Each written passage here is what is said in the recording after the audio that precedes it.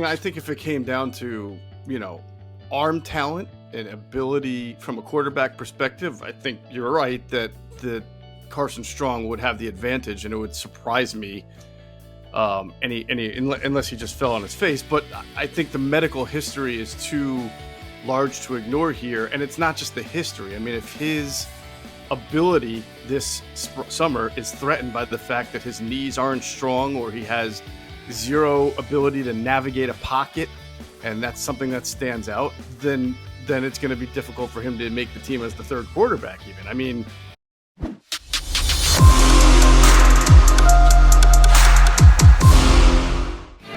you got your Mega Mac guys, McMullen and McDonald here, joined by a well-tanned Geoff Mosher. There's a guy who's enjoying his summer. Yeah. You look pretty good there, Mr. Mosher. I take it you've been at the beach this summer?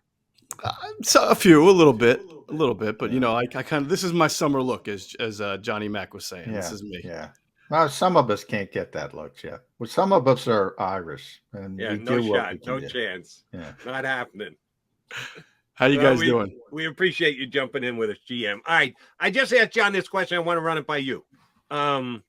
Eagles quarterback position, and the question has nothing to do with Jalen Hurts, believe it or not. If Carson Strong in the one of 9 practices, or maybe it's only 8, or maybe it's only 7, that the Eagles are going to have before they start their joint practices against Cleveland, and their joint practice against Miami. So yeah, at some point Carson Strong is going to be able to show something. Any chance the Eagles trade Gardner Minshew before the season starts? Before the start of the season, no, I don't think so. No. Yeah, we're really in. We're getting close to August, aren't we? We're in late July. Yeah, Carson Strong, and I think Carson Strong is closer to Reed Sinnett, is what I told Jody, than Gardner Minshew from the Eagles' perspective. Now he had a big name, and obviously at the start of the draft process, some even had him as a potential first-round pick. He ends up being undrafted, so he's got the big name. I think, if I were laying odds, I'd probably say he's going to win that third quarterback job. But it wouldn't shock me if Reed Sinnett beat him out in those 10 opportunities he has. Yeah, I mean, I think if it came down to, arm talent and ability from a quarterback perspective, I think you're right that Carson Strong would have the advantage, and it would surprise me unless he just fell on his face. But I think the medical history is too large to ignore here, and it's not just the history. I mean, if his ability this summer is threatened by the fact that his knees aren't strong or he has zero ability to navigate a pocket, and that's something that stands out, then it's going to be difficult for him to make the team as the third quarterback even. I mean, he's a guy who had top 50, top 70 level talent and didn't even get drafted because of that. So I can't imagine the Eagles seeing a few good practices and thinking we're good with him just from a medical standpoint. A contractual question on Carson Strong. I know the Eagles gave him more guaranteed money than most undrafted free agents, which means there were probably other teams that were interested in his service as well, and Eagles had to go to a certain number just to make sure they got the player. Is that a signing bonus? Did he already get that check, or is that just guaranteed money that if he does or doesn't make the team, he's got to get anyway? Do you know exactly how that money that the Eagles allocated for him works, most? Well, the problem is that I have not seen the contract itself, so there's things that's reported about guaranteed, but it may not be fully guaranteed. So there could be a whole number of clauses that are in there that would change what I might say. But I think it's fair to say that, yeah, when you at that position, if you're trying to fend off other suitors, you'll offer more guaranteed money from that standpoint. However, the Eagles have given out larger sums of upfront money to other undrafted free agents in the past, making people think that person was a lock to make the team, and that person has not always made the team. So sometimes the perception and the reality are different there. Okay. Yeah. Undrafted contracts are 3 years. So basically, use TJ as an example. I forget the number. It's about I don't know, 2.5, 2.6, 2.7. They gave Carson the most guaranteed money, I believe, of anybody, any undrafted free agent. They also, remember, signed the kid from Brown, Jeff, E.J. Perry, the Oh yeah, quarterback from Brown. They yeah, gave him a lot of money. And they were sort of wrangling between those two guys. And EJ accepted first. And then Carson Strong came back and said, "You know what? I'm going to take the Eagles offer." And then the Eagles let EJ Perry out of his deal to right. go to Jacksonville, and Doug Peterson, by the way. So Yes, they were interested in getting that quarterback. But the signing bonus was 20. The signing bonus is not much. It's 20 grand. right, right. But I good. the guaranteed money, which is 320, I believe, somewhere in that range, that's the guarantee he's going to get from that Correct. 2.6 million or whatever. Right, So it's significant for an undrafted free agent, but it's not significant. I mean, the Eagles right. can move on and write it. It's a rounding error to the Eagles. So Sure. it says something, but if he fails, and it's not that big of a deal.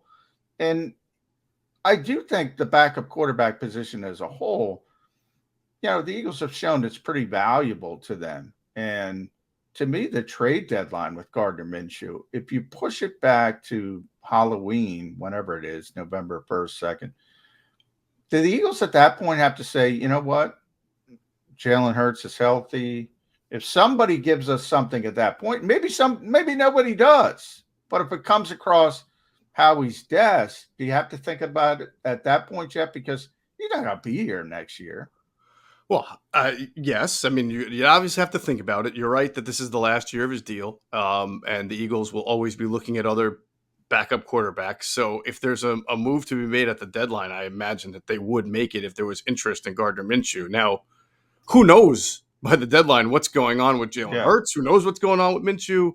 And I'll even say we it is something to keep your eye on in general because Gardner Minshew is a good backup quarterback, but he doesn't think he's a good backup Yeah. quarterback. He He thinks, thinks he's yeah. a starting quarterback. And, we all remember, I guess, the report last year that came out where he kind of walked into Sirianni's office and said, "What do I got to do to be the starter?" And they leveled with him and said, "You're just not going to be the starter unless obviously there's an injury." But those who know Gardner Minshew know that he's not just kind of going to practice every day, accepting the fact that he's a backup. He's I don't know what the word you wanted, a high intensity guy, Yeah. and he has not made any noise to my knowledge as far as other than just going in and talking to Nick Sirianni, but he ain't getting any younger either. So it'll be very interesting to see, especially if the team Yeah. kind of struggles a little bit out of the gate, or if they're not. I've seen people say they're going to be 8-1 after nine games, which makes me laugh. But it would be interesting to see if there's any kind of struggle, like what the Minshew how the Minshew camp deals with that, because Well, the Minshew camp wants to play. that reminded me, Jeff, forget about going into Sirianni's office. That's the guy who went in Jacksonville and said, "I don't take dumps because I don't believe in number two," whatever the quote was. He wanted to compete with Trevor Lawrence. I Yes, mean, he's a competitive he's guy, which wired is good. differently. Yeah. Right? Yeah. Yeah. And good luck to him because you're not starting here either. Right. But Well, that that was my roundabout way of saying was that I mean, obviously the Eagles aren't just going to cave to him and trade him just because he might be a little like agitated there, but I've seen stranger things happen about players trying to get out of situations and making things uncomfortable. So we'll just have to kind of keep an eye on that. All right, Moshe, want to move with you into the wide receiver room. We know who the top two guys are going to be. 1A, put them in whatever order you want. We know it's going to be Devontae and A.J. Brown. Wide receiver 3. Mm-hmm. Is it a given that it's Quez Watkins? Is there a chance that Zach Pascal can end up playing more snaps? And does anyone else on this roster, including that former first-round draft pick, Jalen Reagor, have a chance to fight their way into the mix? Should be a good competition, and it also depends on how you define wide receiver 3. Is wide receiver 3 the slot wide receiver, or is he the top outside backup wide receiver who can kind of come in and play that position if you want to move AJ Brown or Devontae Smith into the slot where both of those guys can function and flourish at times? You don't want those two guys manning the slot full time, but they certainly can move there. So Quez Watkins is someone who people have said can be wide receiver 3 on this team and a slot receiver, but his skill set might be better suited to the outside than the slot. But he still, at the end of the year, could play the outside most of his snaps and still wind up as the 3rd leading wide receiver without really being a slot receiver. I think the slot receiver will be an interesting mix. It doesn't have to be the same person all the time. You mentioned Zach Pascal. He's the teacher's pet, the coach's pet. So he's going to be in there. He's a reliable blocker, so he can be in there in a little 11 personnel when you look like you want to pass, but you're actually going to run. He'll be key for that. He'll be key if you need a 3rd and 3 reception to only get 3 yards. Jalen Reagor, if he's on the team, and if he's, I was told, Adam Kaplan told that he really had a very focused, very determined offseason. I know that doesn't mean anything to anybody, but it's better than having a terrible offseason, I guess. But if he can turn it around, catch the ball, he's a guy I think that you can see production out of from the slot. And while there'll be some other names that we talk about, I would keep an eye on the undrafted rookie from Utah, Britton Covey, because while he'll probably, if he makes the team, it's as an undrafted free agent kick returner. He has that kind of size, skill set, shiftiness, the Wes Welkerism, if you want to call it, to go into the slot and be able to do things like 2-way moves. And he just has more of a skill set that's conducive to the slot. So he could be a surprisingly productive player and find some time in there. To sort of bear down on that wide receiver room a little bit more with you, Geoff. Mm-hmm. Chris Franklin, I give him credit because he's the one who brought it up to me, and I thought it was a good point. He was talking about, people defaulting to playing time and thinking Quez will, whether slot outside, he'll have more playing time than Zach Pascal because he's a more dangerous receiver, which I think we can all agree with. But it's a little bit counterintuitive. But if Zach Pascal's playing more, that's probably good for the Eagles because that means they're winning games late. They're in the 4-minute offense late. They're trying to run the football, as you mentioned, probably from 11 personnel to look a little bit different. So him playing more might be better for the Eagles, might be a foreshadowing better results from the Eagles. So that's one point. And then the second point with Jalen Reagor with you, they're not going to cut him, right? If they don't trade him, he's going to be here. They're not going to cut Jalen Reagor. Yeah. I can't imagine they would cut Jalen Reagor. If you don't trade him, he will be here. Yeah. And if they don't trade him, it's probably because they found some value in him and think that he can compete for that 3 or 4 wide receiver spot. Yeah. And the Pascal point, any merit to that? Because I thought it was interesting that. Well, it's sort of like backwards thinking, right? Like, meaning that if you notice at the end of the year that he played a lot of snaps, it's because, as you mentioned, they were up in a lot of games and they were able to run the ball where he would be best as a slot receiver in 11 personnel. Sort of reminds me of like the 2017 Bo Allen snap count. He was up to like 48%, and you never would have gone into the year with that defensive line that deep thinking, wow, Bo Allen's going to play almost half a game. And he played half a game because the Eagles were up by 20 points in a lot of those games in the 3rd and 4th quarter. So he was able to get in there and get that many snaps. All right, Geoff Mosher, give me the role on this team for the player who last year on the Philadelphia Eagles scored the 2nd most touchdowns. Do you know to whom I refer? Would that be Kenneth Gainwell? Incorrect. 2nd most touchdowns, huh? Let's see. It wasn't Miles Sanders, I can tell you that. Correct. So, 0 isn't is going to it get Goddard? it. That would be incorrect. You got another guess. Just let me know. I haven't studied up real well. Jordan Howard? Give me a Jordan Howard. Jordan Howard wasn't the number 2 touchdown producer on the Eagles, and he's not on the roster. So it's somebody who is on the roster as of right now. On the roster. Scored the 2nd most touchdowns for the Eagles last year. Is it Devontae Smith? No, that is incorrect. Keep going, my friend. 2nd most touchdowns. Boston Scott. Boston Scott scored 7 touchdowns for the Philadelphia Eagles last year, trailing only Jalen Hurts with his 10 rushing touchdowns. What kind of role is Boston Scott going to have on this team? Well, I like to say, and it's not a foolproof 100% formula, but I always like to say, what does the history tell you what does the precedent tell you?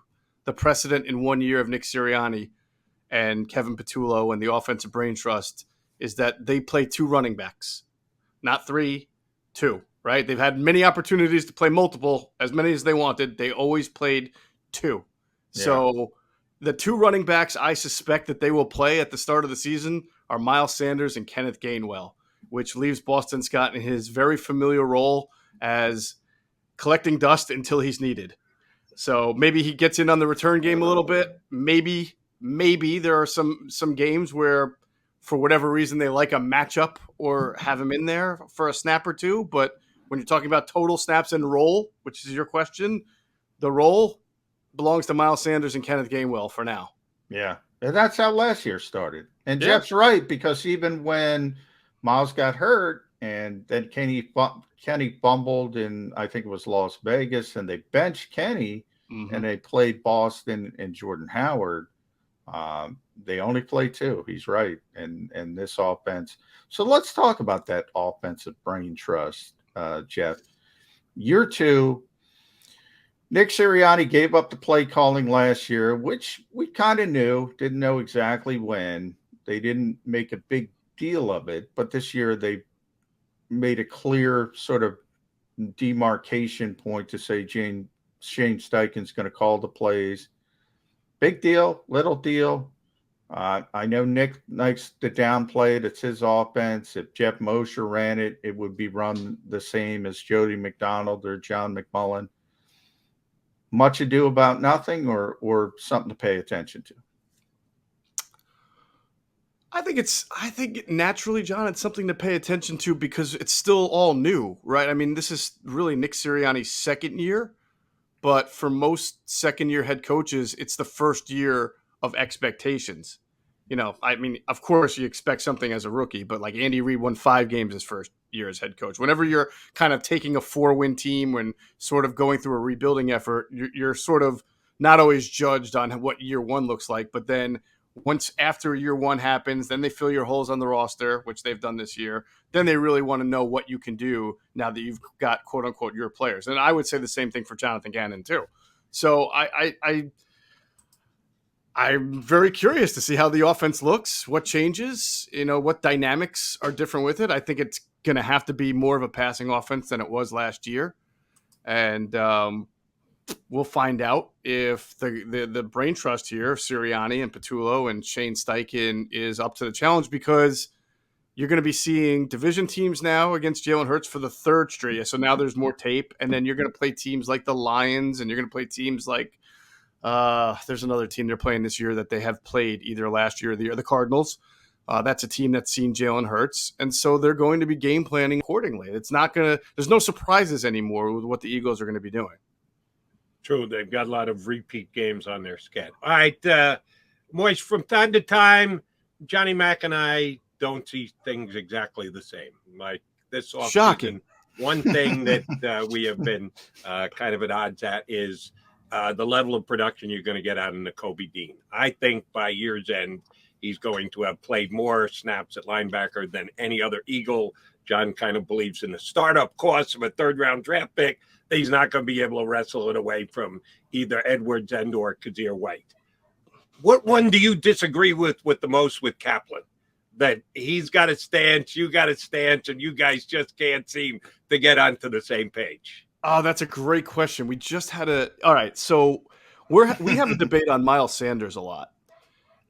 And, Adam said he's been an underwhelming performer, Miles Sanders, throughout his Eagles career. And I have said I disagree. I don't think he's been great, but I mean, I tend to get more with the analytics of it. I'm like, what's the odds of a 2nd-round pick in general succeeding? And then what's the odds of a running back who's had 1,000 total yards? I mean, who's drafted in the slot that he was drafted? I feel like he has been what you would expect from a 2nd-round pick. Now, you're going to see some 2nd-round picks, I think, like Nick Chubb, who are great, and you're going to see some who never even make it in the NFL. So it's kind of a hard discussion to have. But my point with Miles Sanders is, I know he didn't have any touchdowns last year. He also didn't have that many carries inside. For whatever reason, Kenneth Gainwell emerged as the goal line back. And that's fine. It doesn't mean Miles wouldn't have scored those touchdowns if you gave the ball to him. I still think he gives you an explosive element. He's got to do a better job catching the ball and blitz pick up, and that's certainly all true. And I'll be the first to admit he should be looking over his shoulder to Kenneth Gainwell this season. But I can't call him an underperformer. I think I think that people are a little bit too hard on him. They've just never had this kind of consistent I'm with running you, game. Moshe. It's interesting because everything's about expectations, right? I talk about it all the time with Jody and with Derek Barnett as well. But with Miles, I was like, after his rookie year, I think the expectations were so out of whack. I was getting fans saying, "Oh, I remember saying something about him not being as good as Christian McCaffrey or Dalvin Cook." I got so much hate. I was like, "What? I mean, slow your roll here. He's a nice player. He's getting better." So I think the expectations were so out of whack after the rookie season, and then he's just a good player. He's a good player. Right. He leads the league in yards per carry. Now, part of that is the offensive line, but he's right there with Nick Chubb and Jonathan Taylor. Right. Now, who by the way, Nick Chubb plays also behind a great offensive line. But I'm not going to deny Nick Chubb of his talents. No. He's a great running back. And so does Taylor with Quentin Nelson. And but yeah, they're all great. You know, he's a good runner, as I describe him. Now, he leaves a little bit too much meat on the bone. He tries to hit too many home runs. As you mentioned, with the pass protection, pass receiving. He's not a well-rounded back, but he's a good player. So now I've hit this, like I thought he was overrated by the fan base. Now I think he's underrated by the fan base. That's kind of where I am with Miles Sanders. It's weird how perceptions change people's thinking on players. I agree. All right. And by the way, if you're going to give Miles Sanders credit for 5.5 yards per carry and say it's because of the offensive line, then what does that tell you about Kenny Gainwell if he's only at 4.3 playing behind the best offensive line? You got to slice that one both ways. Yes, right, but in fairness, they made him the short yardage back. So there were certain times where he could only pick up 2 or 3 yards before pay dirt there. If you're sitting on 3rd and goal from the 2, you're getting a 2-yard run. There's no adding to it. Exactly right, Moshe. All right, last one for me. And you know it's just you, me, and John, right? There's nobody else really listening. So I'm going to ask you to be a little on the honest side. Since you're going to be getting grass time soon enough, and you guys are positioned in a certain way, you can see what you can see. You have to bunch together. Who's the one guy you don't want to stand next to? Either for, he just never shuts up purposes. Could be personal hygiene. I think you get what I'm getting at. It's going to be pretty damn hot when you get out there. Who's the guy who you let grab his spot first, and then you go, all right, I'm going at least 3 yards left. I'm going at least 3 yards right. Oh man, that is a tough one. Yeah, that's harsh, Jody. Yeah, I think Moshe is going to go political. I'm not the type of guy to throw my fellow beats under the I'm bus, a douche. man. Okay, I'm a douche. I will. I am what I am. I'm not going out there. I'm stirring the pot. I'm a jerk. I'm putting you to the test, Mike. Let me tell you why that's tough for me to answer without being a hypocrite. All right, I'm like 5'11", 195 to 200. I fluctuate, but I sort of sweat like someone who might be 5'11", 350. I've always been that guy. I sweat way too much. So when I ask this question to other guys, I might get Geoff Mosher. That's what I'm saying. Like I'd be a hypocrite because that might be me. I don't think people want to stand next to me. All you can do is put on. I'll tell you this: John Clark is tough to stand next to because he's so damn tall that I can't see what's in front of me. So that for that reason alone. Well, then you got to stay away from BLG. BLG's bigger than Clark. Him too. Yeah, it's like the Twin Towers out there, man. I can't see anything. Yeah. If anybody uses natural deodorant when it's 105 degrees, go get the Old Spice. Use your natural stuff, but get the Old Spice when it's 150 out like it is today. And you guys may get that starting next week. Most great stuff. Tell the people where they can get the Inside the Birds podcast. Yeah, any podcast platform. You can go to InsideTheBirds.com and get it there as well, or the Inside the Birds YouTube channel. We've been doing this awesome preview series where we've previewed every NFC East team with Greg Cosell, who watches more NFL tape than anybody who actually works in the NFL. Yeah, real Isn't that quick, amazing? while you bring that up, Jeff, I meant to get to that. What Jody and I have been talking about the Commanders a little bit. Some people love them. Some people think they're talented. I wouldn't say love them, but some people think they have a lot of talented players and could maybe be a surprise. Where was Greg with the Commanders? Any chance that they could be a surprise in this division? Well, I asked him at the end of all four, does this team have the best 53 in the division? And he said no when I asked him about that at Washington. So he doesn't think they have the best 53, but he certainly likes they have blue chip talent at a lot of positions. Some of those positions you need to rely on somebody else. If you're a wide receiver and you're playing with a really bad quarterback, doesn't really matter how talented you are. But they are, I think what we mentioned in the front seven, probably the best overall team in the NFC East as far as front seven blue chip talent. I've been thinking about it a lot lately, just in doing this series. I don't think they have the best 53 because they lack depth, but you can make fun of me all you want. I think their starting 22 from a talent standpoint can match up with the Cowboys and the Eagles as far as a starting 22. Now, unfortunately, injuries and everything, it's always about your 53. Yeah. And that's where maybe the Eagles and Dallas are a little ahead, but you start off with that defensive line. It's the best in the division. In my mind, there's no question about it. Got good playmakers with McLaurin, with Jahan Dotson, who I think is going to assimilate well. I think that system that Scott Turner runs is a little bit better for Carson Wentz because it's more of a downfield system. They have to block it up, and they're not great on the interior O-line, so that could be a big issue for them. But from a talent standpoint, they're 22. I believe they could legitimately say our 22 is as good as yours, Dallas, or yours, Philadelphia. All right, since you successfully avoided my last question about who you didn't want to stand next to, good job out of you. I'm not going to allow you to get away from this one. Who's got the better starting quarterback this year? Washington Commanders or Philadelphia Eagles? Say it again. Who has the better starting quarterback? Washington Commanders or Philadelphia Eagles, a.k.a. Carson Wentz or Jalen Hurts? Make a call. Washington's got the better thrower. Philadelphia's got the better athlete. I mean, it's hard to know how they're blocked up in front of them. Philadelphia should be blocked up better.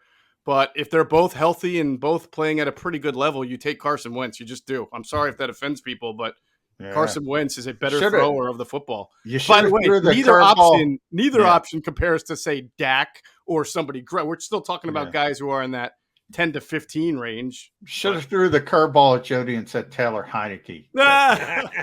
Or I should have said Gardner Minshew. That would have really rounded out this show really perfectly. Carson Strong. I'm telling you, Carson Strong's going to be the backup for the Eagles because Gardner's going to get traded. That's why we do this, is to give wacky opinions. Moshe, we appreciate you putting your opinion in. We will certainly get in touch before the season gets underway. Thanks for hopping on. Keep working on that tan. All right, thank you. I will. I promise you I will.